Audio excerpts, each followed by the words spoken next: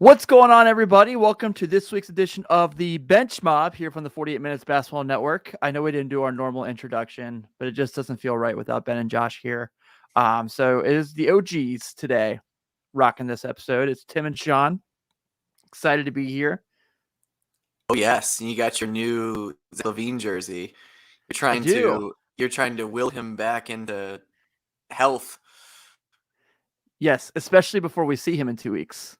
Yes, I have a bad feeling.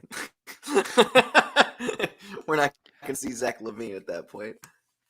Well, they said it wasn't too serious, thankfully, so we can go with that and just hope for the best.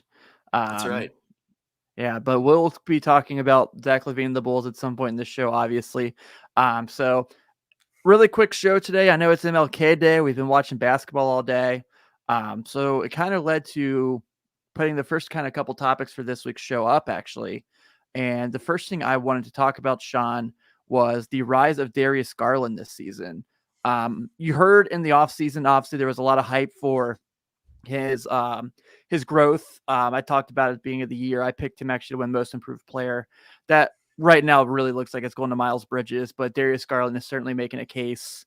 You're seeing, the ability to score has really kind of jumped up, and the playmaking ability has jumped up. It's weird that he's so much better without Colin Sexton. I never thought that would be the case. I thought that would be a great tandem. But obviously, as this team grows, having guys like Mobley and Allen and Isaac Okoro, who's really come on of late, that play today where Kevin Love gets the rebound, throws it across court, Garland catches it and throws it behind his back to Isaac Okoro, who was cutting to the rim for a dunk, was pretty awesome. But just seeing how he's become a playmaker and the skill set he's bringing, Sean, has been really impressive. And Darius Garland's really kind of making a case to potentially be an all-star guard right now. He is, and Cleveland are on an absolute tear right now. They are if you're not checking out Cleveland's games right now, you're doing it wrong. If you you enjoy the NBA, and that's coming from someone who is a Central Division rival fan. I usually don't give a whole lot of love to the Cavs, but I like what they've been building there. And honestly, I like that I was totally wrong about Darius Garland at the beginning of the season, because I said, everybody was saying, oh, he would be most improved, and he was going to have this huge jump. Well, he is, and I was wrong. So there it is.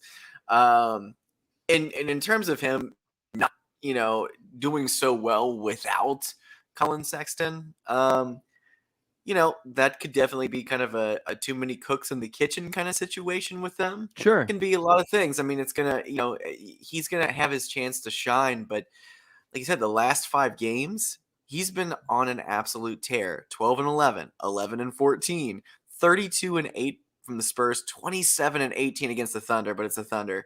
And then 22 points and 12 assists against the Nets. So that's really, really incredible for him right now. And yeah, he's got a case.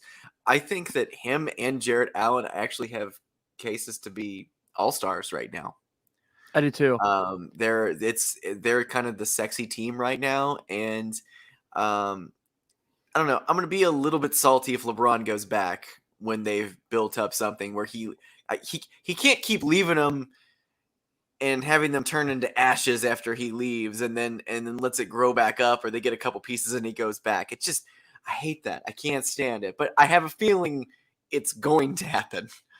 I 100% think it's going to happen because with Allen and Mobley there, I talked to somebody about this week, actually, and just why it makes a ton of sense. And it was, okay, so he can go there, he can just score and doesn't have to play defense. And, as we've said all year on this Lakers team, he has to do everything. So when his contract expires with the Lakers after his extension, he'll be 39. He'll be going into his age 39 season, which is insane to talk about.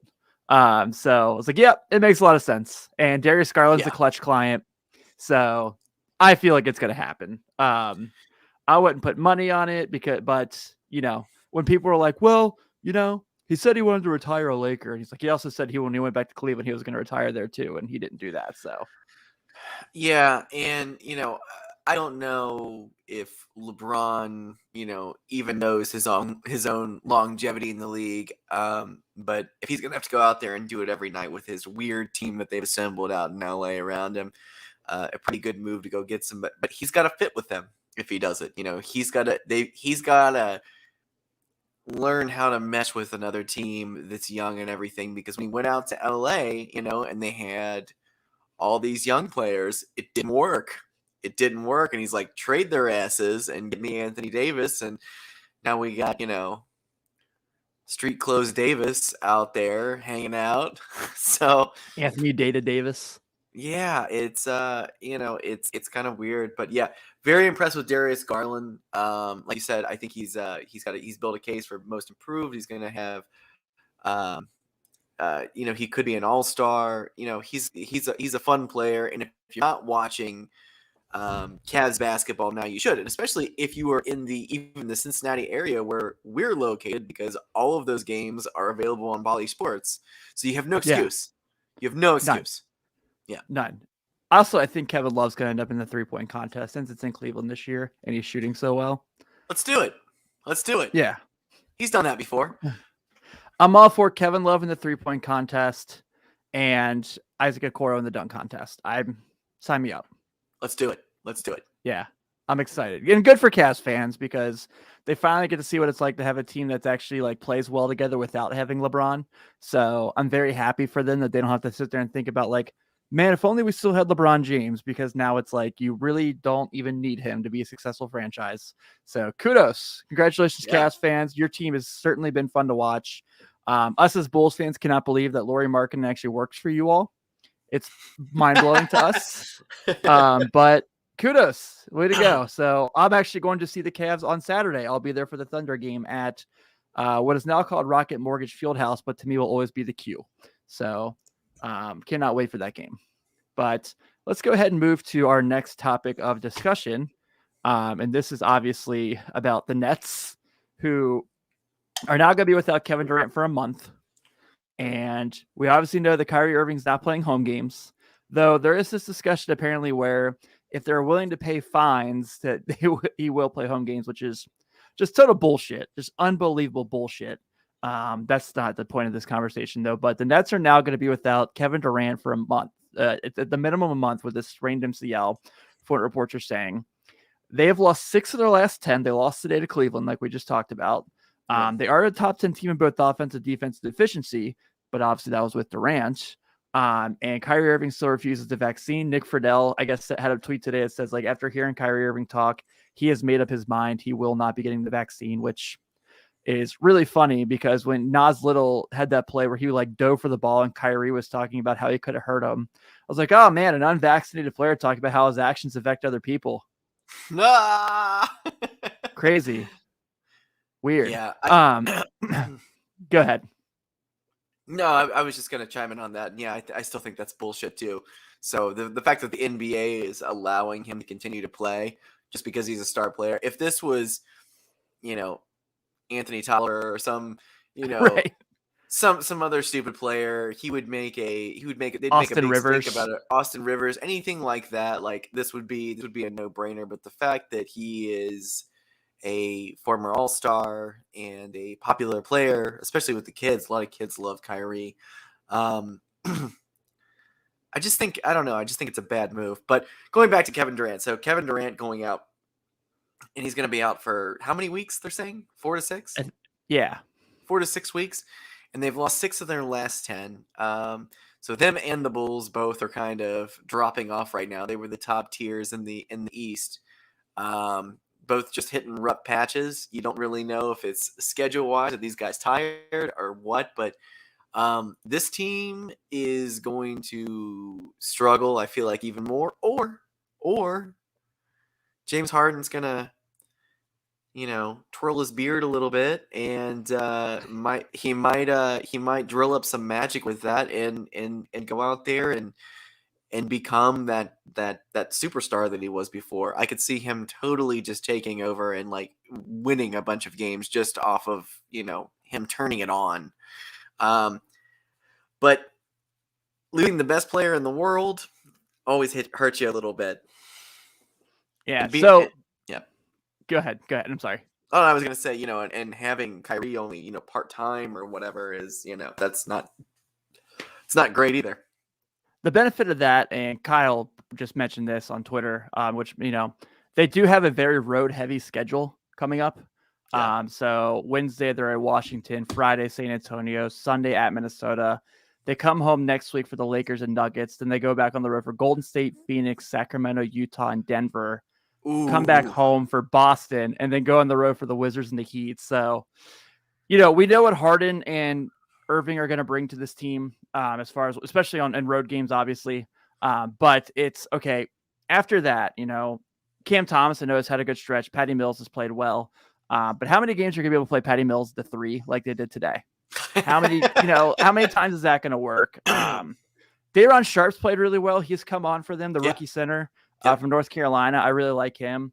But it's like, there's still a team that's depending on Blake Griffin to play 17 minutes a game. This is still a team that's depending on DeAndre Bembry didn't play today. But they're without Nick Claxton. So there is a lot to kind of be. I still think they're going to be good, obviously. But that's a pretty rough stretch. Even, it's great you have Kyrie for those, but potentially not having Durant for all of those is pretty scary. Yeah, absolutely. Yeah. So we're just kind of doing a quick run through today. We'll talk about our beloved Chicago Bulls. Obviously losers of 4 straight, 3 of 4 of those games on national TV to Brooklyn, Golden State, and Memphis. All of those giant blowouts. Vintage Bulls. Yeah, but in this time frame, obviously they were without Caruso, Javonte Green, and Patrick Williams, like they have been for a while now. But then Zach LaVine goes out as he gets hurt in the Golden State game, and Lonzo Ball has an injury in the Golden State game, hasn't been back for the Boston game or today's Memphis game. So I think there's 2 ways to look at this. The big one is, actually, okay, real quick, we did get this question. Are you worried that Kyrie, KD, and Harden haven't played much together in the last couple of years? That was also from Kyle of Shot Callers, if you guys aren't checking out our Friday show here on the network. I kind of am, truthfully. And a lot of that, too, is, the thing that comes out about Kyrie Irving a lot, and I think we've talked about it, I'll bring this down when we talk about it, is so he has now played on a playoff contending team the last 8 years, I think it is. So LeBron's first year back in Cleveland. And he's been injured for let's see. So he gets injured in the finals. They win the finals. They lose in the finals. He goes to Boston. He misses the playoffs, I think, the second round on. Next year is the year that everything's breaking down in Boston. They beat the Pacers in the first round. They lose to Milwaukee. So the next year his first year in Brooklyn, that's the bubble playoffs. He doesn't go. And then last season he got hurt, I think he was hurt before the Milwaukee series, right? Yeah, go back to the bubble playoffs. Why did he not do that? I don't even remember what the circumstances were. That was the one where I guess they had the NBPA meeting and he tried to recommend starting their own league so they didn't have to go to a bubble. He just didn't want to go down there. Yeah. I think a lot of it was he was saying that there was some stuff he said that really I kind of understood. He mentioned stuff about not wanting to play because that was during George Floyd and Black Lives Matter. And he thought it might be the best thing. And then, he was the vice president of the NBPA at that point, and he had suggested maybe this isn't a good idea. But also it did seem a lot of it was maybe he just didn't feel like the Nets had a chance. And they probably, they obviously didn't because Durant wasn't back then. They didn't have Harden then.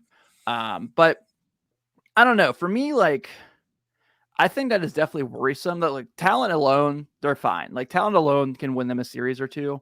But when those 3 are still really actually learning to play together and they play Milwaukee, they play Philly. I'm not going to say the Bulls there just yet because the Bulls haven't played together yet in a playoff series either.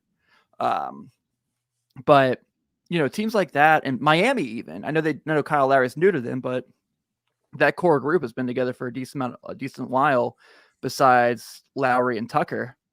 I think that could definitely come in. Chemistry, I think, really does matter in a best of 7, especially when your shooting guard is a part-time player and your best player has, obviously had one of the worst injuries ever. and has done an amazing job coming back and playing, but still battles injuries from like on a year-to-year basis. I'm worried.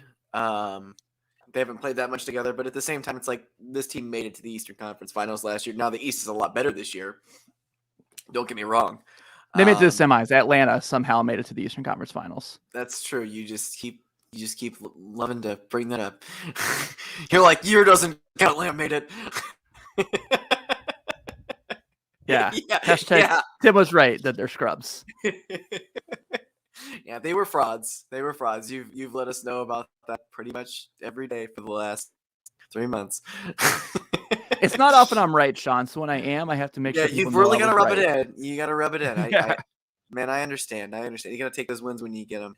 So, but I think it's gonna be rough to get them all three together with the chemistry and get them moving by the time, because the East got better this year. So. It did. Yeah. I think Milwaukee's still really good. Mm-hmm. Definitely. Philly's still really good, obviously. I mean, they've gotten, but I think they've won 8 of their last 10. Embiid's on that crazy stretch where he's scoring 30 plus. Get De'Aaron Fox, you freaking clowns. This could be like the best trade deadline. That's going to be the worst trade deadline. Oh, it's going to be awful. Because it's like Portland really needs to blow it up. They won't. Philly just needs to finally suck it up and trade Ben Simmons. They won't. It's like, I know. For once, at the trade deadline, the stubborn. Lakers have nothing to improve their team. Like, there's just no way the Lakers can get better because buyout-wise, no one's going to want to play for them because they don't have a shot at winning the title. So, yeah, it's like the perfect year. No shot, huh? None. They're done. They suck. None. They're absolutely atrocious. Did you watch them play Denver Saturday? I watched the highlights of that game. So Bones Hyland, who I know you were going to talk about later in the show, just dominated Russell Westbrook. Yes, he did. That's why I'm gonna talk about him later. Yeah. So yeah, man. So let's get back to this. This is kind of the Bulls here. 3 of the last 4, like we said, they've lost 4 games in a row. They've lost 3 of the last 4 on national TV in very tough formats, but they've been without a lot of rotation players. I don't know if another team right now is dealing with the rotation losses this team is. But with that being said, they even talked about today during the TNT broadcast that it sounds like Patrick Williams is far more ahead of schedule than they thought he'd be, which is awesome. That's great news. If that's true. Yeah. And I like Javonte Green. I think he's a really good athlete who can guard a lot of positions, but doesn't give you much on offense. When he's on offense, it's kind of like a 5-on-4 kind of thing. Javonte Green is the Keith Bogans of this lineup. Yes. He's just there. Like, they didn't have anybody to put there, and he's there. He is good, though. Like, he does fill a role, but he's undersized a lot. Yeah, he is. But yeah, he's a good player. But he is. It's when the playoff series, like you obviously can't trust him to guard, Embiid, Giannis, Durant, the names we keep bringing up. So I'm not at the point where I'm giving up on the Bulls, and like I am disappointed in the effort, I will say. Vooch has looked lost in these games. And really, that offensive foul in the Boston game might have, down the stretch, might have cost them that game. I mean, they had a really good chance to come back and win it, especially the way Io's played. Go ahead. Yeah. Well, there was a blown call at the end of the Celtics game, so I can blame that on something. But they've been playing pretty atrocious, and Io has been playing out of his mind. He's been phenomenal.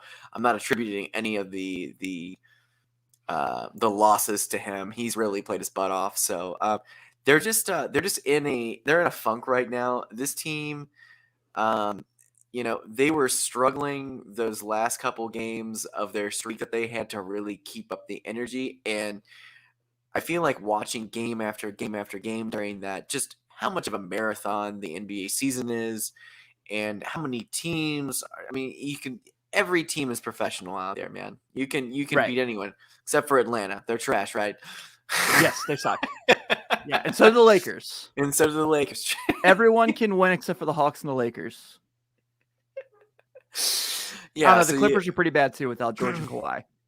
Yeah, and George, he might be out for a while. So, I think I think it's just the grind of the NBA season. I feel like they hit their stride. I'm hoping it wasn't just a fluke, but we have not seen this team at full strength yet. It's weird, isn't it? We haven't seen them at full strength, and it's like, well, wait till they get this guy back. But it's like every time it's like whack-a-mole. Like as soon as someone comes back, someone leaves. So it's like they need to all get healthy. I'll tell you though, Bulls Twitter, Bulls podcast, everybody was catastrophizing the whole Zach LaVine thing. They were like, blow it up. People were already going, blow it up. I know. And I was like, dude, come on, this isn't the Derrick Rose days. Let's hold on. It's like just go ahead and trade everything and get rid of Pat and go ahead. You could get rid of Boots. You could do this. And it was like they were like, and I'm like, guys, like, calm down. It's okay.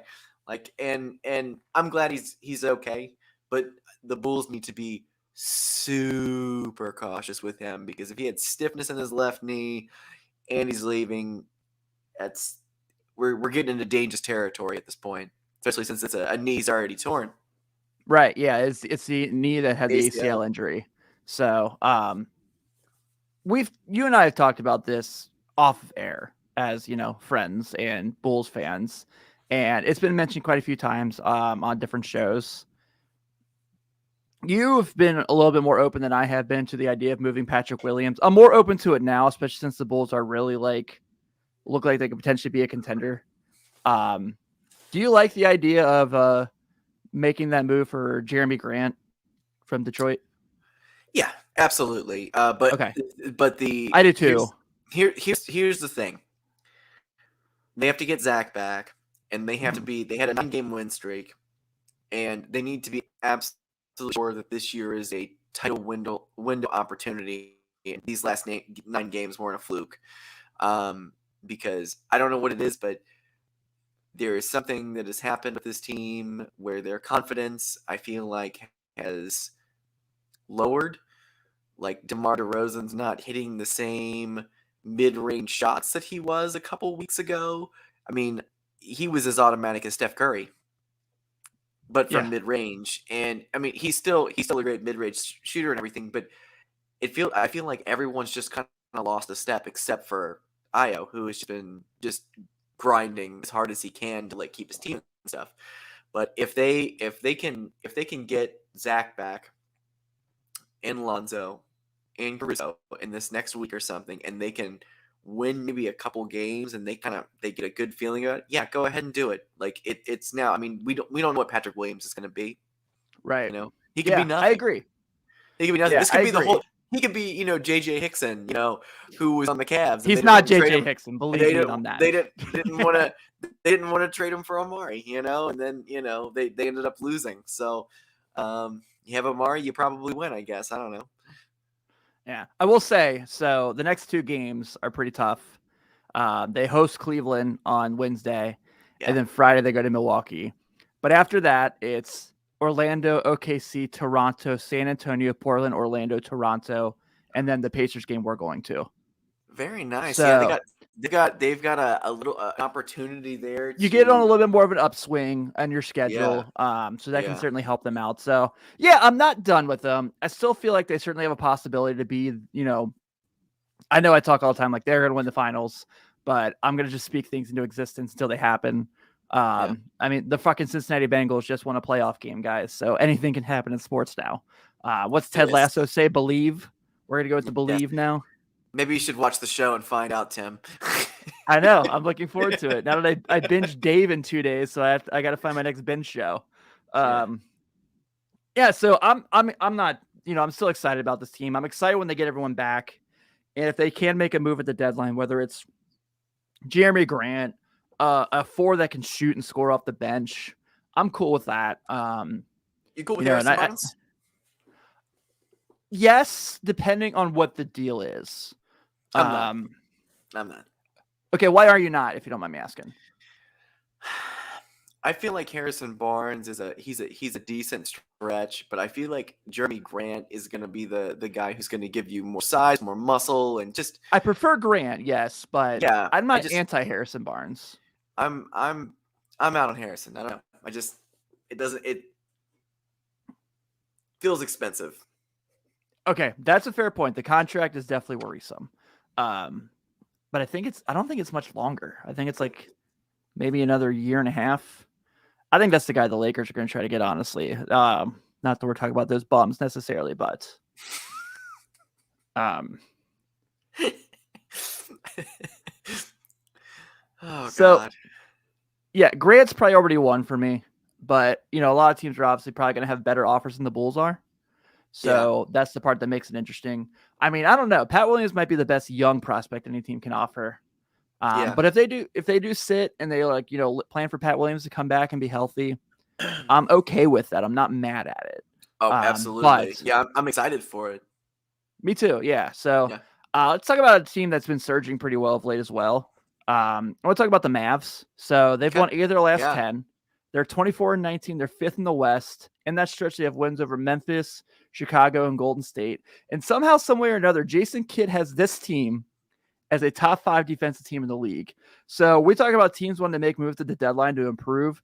This is 150% a team I want to see aggressive at the trade deadline to make something happen. I really like this team, especially with, obviously anytime you have Luka, you feel good. Yes, Kyle, we do know that Pat Williams is number 1 on the Detroit Pistons Twitter wish list. We just don't want to take Killian Hayes back because we have IO. But Yes. I did really like Killian coming out of the draft. I was pretty excited about him. But this, look, this is a good roster, for the most part. I don't necessarily still love the Porzingis fit still with Luka, but he is playing better. So that part's been fun. Yeah. And then, obviously they just got rid of Willie Cauley-Stein, which is kind of shocking, but Dwight Powell's been pretty good for them. So this Dallas roster is so goofy, but somehow is really working. Mainly because they don't play Frank Ntilikina, but DFS Dorian Finney-Smith, that's a guy I've liked for a long time. He's been in every game they've had so far. We've talked about Jalen Brunson quite a bit. He's been a bench god before on the team this year. Maxi Kleber, Reggie Bullock, Sterling Brown, Frank Ntilikina has played about 33 games for him. So it's a goofy ass roster when you see it on paper, but somehow Jason Kidd has gotten these guys to play effective defense. Ryan Hollinger right now has him as 5th in the league in defensive efficiency. So I like this Mavs team. I want to see them make a move though. I want to see them really get up there. I don't think they can challenge Phoenix or Golden State or Utah, but I don't see any reason they can't really be that next tier of Western Conference teams, especially when you have Luka Doncic. Yeah. I think I agree with you. I think they need to be aggressive at the trade deadline. Porzingis has always been weird there, and there's always been weird. And there's always been some speculation that maybe him and Luka aren't, super close or, might not like each other, and that's fine, whatever. But the thing to me is I feel like they need one other guy who's going to shore them up a little bit more defensively and give them some points. And I know a lot of people have been talking about it, and I'm going to throw it out there and just jump on the backs, everything. Miles Turner would be a perfect fit for this team. Okay. I like that. I don't know who I know Goran's been talked about a million times when the Raptors buy out. If they get him as a backup, that's great. That's fine for a thing. But if they want to make a big swing right now and want to, and who knows, this could be a team that very well, maybe one piece could make it to the Western Conference Finals. It wouldn't shock me. Yeah, I think Miles Turner would be awesome. I don't necessarily know what the contracts would be. I haven't really seen the details on that because I know literally if you just Google Miles Turner trade rumors, there's something that pops up for every NBA team. Every team. Yep. Yeah. I think the Flint Tropics have some rumors out there for what they could get from Miles Turner. Well, I mean, you got to think that a lot of the teams are probably going to be in the same division, and they're not going to want to face off with them. So it's pushing them out west seems like a more light destination. I feel like for Miles Turner, and he's sought after, man. He's a guy who's kind of been on some up and down teams over the last couple of years, and it seems like their Pacers are ready to kind of blow it up, as they should be. the whole conversation about this has been with their moves has been that they want to be able to make more time for Chris Duarte and Isaiah Jackson. And I'm all for that. I love Chris Oh Duarte. yeah, same. Big fan. And, they can't trade Malcolm Brogdon. There's no contract where they can move him this year. And then I've been pretty open about the idea of Karis LeVert playing for the Cavs if they can make a trade happen there. I really like that fit for the Cavaliers. I don't know if they would. Yeah, exactly. I don't know if they would give up a Coro for him like the Pacers might want, but it's definitely a conversation worth having. So I could definitely would like to see that move happen. But yeah, man, I think Miles Turner to the Mavs would be awesome. That would be tremendous. There's so many teams that are going to try to make a move for him, and rightfully so. Yeah. So we'll see, man. We're really, really excited about that. But like I said, we got a quick show tonight, so let's go ahead and do our two bench gods real quick. And I will start with Cincinnati, Ohio native. It's a big week for Cincinnati sports. Darius Baisley of the Oklahoma City Thunder. There he is. Yeah. So I mentioned Princeton High School represent. Since he came back from injury, has averaged 14.2 points per game and 6.5 rebounds off the bench. He's also 100% shooting from the line since he returned. Only 10 shots. I would like to see him get to the line more. But, regardless, still the fact he's hitting all his free throws, the shooting has been there. You're really seeing his improvement has been really good. He was starting for a while for the team, and then when he came back from injury, they put him back on the bench. Jeremiah Robinson-Earl out of Villanova, one of their rookies, has played really well for them. I've always liked Baisley's game. I know he had a really, really controversial recruiting process where he was first going to go to Ohio State and play for Thad Matta, and then he was going to go to Jim Boeheim at Syracuse, and then ended up just doing the whole New Balance internship where they paid him $1 million just to work on his game for a year before the draft. But I like the kid. I think he's a really good basketball player, and I think the Thunder really look at him as a guy for their future, their young core. But I would not be shocked if someone offers a decent enough trade to try to get Darius Baisley out of there and put as a rotation player for a solid NBA team. Oh yeah. That's he's been pretty great this. Like Baisley is going to be able to get some time on, and you know what I mean. So yeah. I like Bazley. I think he'll do pretty well somewhere. But I think the Thunder are really going to try to keep him in-house. They should. Especially they probably should. When you get in projection from a cheap young guy at this point, you got to keep him around. See what happens. It sticks. Yeah, I wonder if I'll see any of his family Saturday, because that's who the Cavs are playing when I go up. Oh, yeah. Probably. That'd be cool. Yeah. And then you went with the guy we mentioned earlier in the show, who did not make our rookie rankings, but one of my favorite college players from VCU, Bones Hyland of the Denver Nuggets, who made Russell Westbrook look even worse than he's been this year. And that's not saying much, but still very impressive with a 27-point performance against the Lakers this past weekend, also with a double-double. Yeah, Bones had a couple of good games over the last week, but the Lakers game was the big one. Anytime you can make the Lakers look stupid, you do it. You go for it. And for a young guy and a guy's confidence going into and playing a game like that and scoring 27 and getting 10 boards, I mean, especially against a guy who has made his whole career off of just juicing stats, Russell Westbrook. So huge game for him. He's only averaging 8.8 this year, but you know what? The Nuggets they've had to dig deep sometimes, still with some of their guards out. If you get production from anybody like this, I think it's awesome. And it also this is just like, Iowa and the Bulls, you have a couple of good games. You start to build that confidence. Coach gives you a little bit more playing time. You capitalize again. This is how you work yourself into a lineup, man. So good for Bones, man. Yeah, I like him. I do. 26th pick in this year's draft. Went to VCU, so I got to see him a little bit because they're in the same conference as UC. Yep. So talented scorer. And I think as he gets more comfortable and gets a better shot, he's going to be a really good player. But he's a good playmaker too.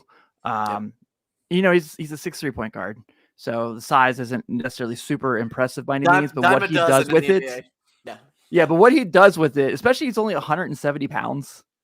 So it's like what he does with his 6'3" frame is pretty awesome. That is, man. He's skinny, man. That's about what I weigh. So, and I'm much shorter than 6'3". So, Yeah, I got about 30 pounds on Bones Hyland, and I'm 6 inches shorter. Yeah. All right. So before we get out of here, the latest Taylor Horton Tucker trade rumor I had to share with you because it made me laugh so hard that if the Lakers legitimately do this, I am going to crack up at them, and I will literally never, ever, ever support them again. Go throw it at me. There's talks right now. The rumor is the Orlando Magic, Terrence Ross for Taylor Horton Tucker, which Terrence Ross is a good fit, but it's the only young, decent prospect you have for no. But you know what? It'll probably happen. That's bad. It's bad. Did he win a title? He won a title a couple years ago, didn't he? Huh? With yeah, he was on. Terrence Ross was no. He was traded to Orlando at that point. Okay, so he's not a winner, is what you're telling me. Yeah. Okay. Yeah, I mean Tucker was on the bubble championship team, but I feel like another team could probably offer a little bit more for that guy, and yeah, I don't like that at all. That's a dumb. Nope. It's like look, what are we gonna do? Let's get older. Right. Let's get older. I mean, literally, they're gonna like call up Michael J. Fox, aka Teen Wolf, here soon, and ask him if he can, sub in, Howard, because I don't. I hope so. Yeah, that might help them. I don't know. They're Lakers, man. I don't. Until they get Anthony Davis back, I'm all out. Yeah, I think everyone's all out, myself included. Yeah. All right, man. Well, this was a quick and painless Monday night show. I know we're a night later than normal, but this will be up Tuesday for all you crazy people out there. Real quick, want to make sure we give a nice shout out to At Large Bid co-host Taylor Berkfeld.